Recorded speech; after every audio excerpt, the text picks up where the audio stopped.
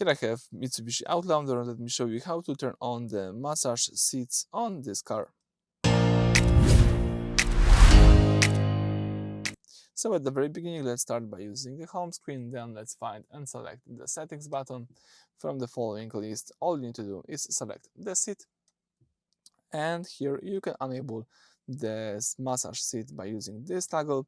You can use the profile of the massage. It could be the lumbar, relaxing or refreshing.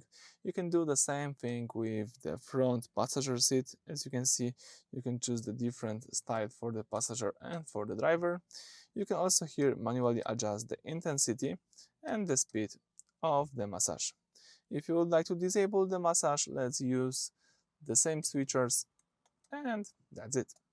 So thank you for watching. Please subscribe to our channel and leave thumbs up.